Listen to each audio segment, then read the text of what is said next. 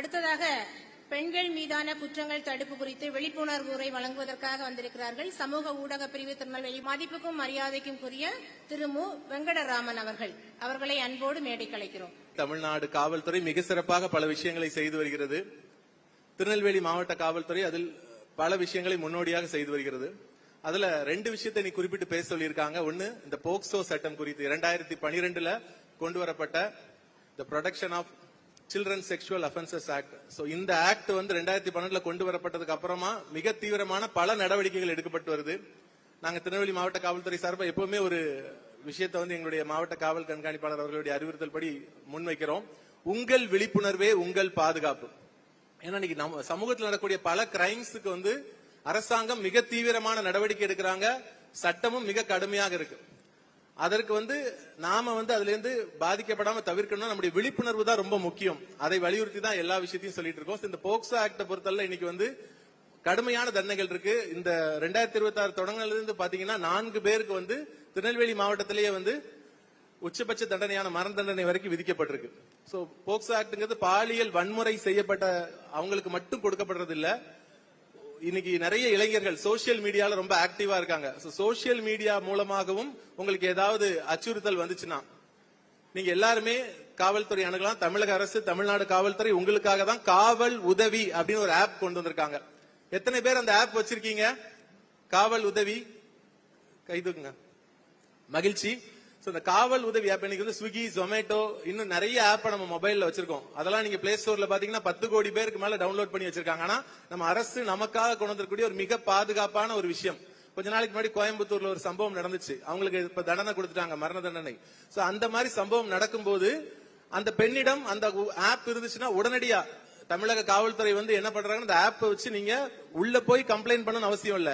அதை நீங்க இன்ஸ்டால் பண்ணீங்கன்னா 2 எமர்ஜென்சி கான்டாக்ட் கொடுத்திருப்பீங்க. நீங்க மொபைல ஷேக் பண்ணாலே போதும், இமீடியட்டா சென்னையில இருக்கக்கூடிய காவல் கட்டுப்பாட்டு அறைக்கு போய் உங்களை தேடி நேரடியாக ஒரு காவல் அதிகாரியுடைய பேட்ரோல் வாகனம் வந்து உங்களுக்கு தேவையான விஷயத்தை செஞ்சு தீர்வு கிடைச்சுதான் அங்கேயிருந்து உங்களுக்கு போன் பண்ணி கேட்பாங்க.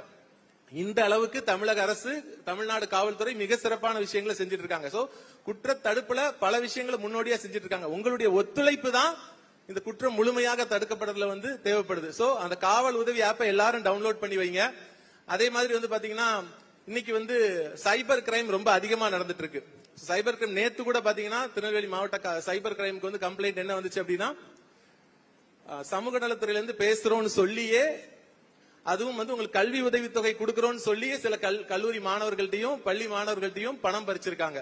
சோ அரசாங்கம் வந்து எப்பவுமே இந்த மாதிரி போன் பண்ணி எல்லாம் யார்ட்டையும் பேச மாட்டாங்க. உங்களுக்கு போன் வந்துச்சுன்னா, பணம் கொடுக்கறோம் போன் வந்துச்சுன்னா, இல்ல லிங்க் வந்துச்சுன்னா, பிளே ஸ்டோர், ஆப் ஸ்டோர் தவிர எந்த லிங்க் வந்தாலும் அதை டவுன்லோட் பண்ணாதீங்க. கடந்த ஒரு வருடத்துல மட்டும் 2024-25 மட்டும் ஒட்டுமொத்த தமிழ்நாட்டில் 1000 கோடிக்கு மேல சைபர் கிரைம்ல பண இழப்பு நிகழ்ந்திருக்கு. அதுல 70% பணத்தை மீட்டு கொடுத்திருக்காங்க. எப்படி மீட்க முடியும்னா, அந்த மாதிரி ஒரு சைபர்ல நீங்க வந்து உங்களுடைய பணத்தை இழந்தீங்கன்னா உடனடியா 1930 அப்படிங்கிற எண்ணுக்கு டோல் ஃப்ரீ நம்பருக்கு நீங்க உடனே கால் பண்ணலாம். இல்லைன்னா cybercrime.gov.in அப்படிங்கிற வெப்சைட்ல போய் நீங்க புகார் பண்ணலாம். நீங்க எவ்வளவு சீக்கிரமா புகார் அளிக்கிறீங்களோ அவ்வளவு சீக்கிரமா உங்களுக்கு தீர்வு கிடைக்கும். இது ரொம்ப முக்கியம். அதே மாதிரி இந்த காவல் உதவி ஆப் மூலமா நீங்க கான்டாக்ட் பண்ணலாம். குறிப்பா வந்து இந்த போக்சோ சட்டத்துல வந்து 18 வயசுக்கு கீழே இப்ப வந்து சில பசங்க வந்து என்ன பண்றாங்கன்னா, ஸ்கூல் பிள்ளைங்களை எல்லாம் லவ் பண்றாங்க. அப்ப ஸ்கூல் அந்த பொண்ணுக்கு சம்மதமாகவே இருந்தாலும் அது குற்றம் தான். குறைஞ்சபட்சம் 3 வருஷத்துல இருந்து அதிகபட்சம் மரண தண்டனை வரைக்கும் 13 பிரிவுகள்ல உங்களுக்கு தண்டனைகள் இருக்கு. அதனால எல்லாருமே வந்து இன்னைக்கு சோசியல் மீடியால ஆக்டிவா இருக்கீங்க. தமிழ்நாடு காவல்துறை, திருநெல்வேலி மாவட்ட காவல்துறை சோசியல் மீடியால Tirunelveli district police, Tamil Nadu police பேர்ல இயங்கிட்டு இருக்காங்க.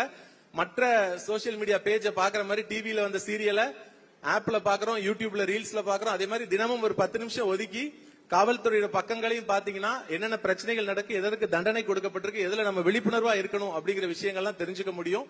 அதனால அரசும் காவல்துறையும் உங்களுக்கு தேவையான எல்லா நடவடிக்கைகளையும் சிறப்பா எடுத்துட்டு தான் இருக்காங்க. அதை தெரிந்து கொண்டு நாம் விழிப்புணர்வு அடைந்து மற்றவர்களுக்கும் அதை கொண்டு போய் சேர்க்கணும். அதுதான் ரொம்ப முக்கியம். அதை பற்றி எடுத்துரைப்பதற்காக ஒரு அருமையான வாய்ப்பை இந்த முக்கியமான விழாவில் எனக்கு கொடுத்த அத்தனை பெரியவர்களுக்கும் நன்றி கூறி விடைபெறுகிறேன். நன்றி, வணக்கம்.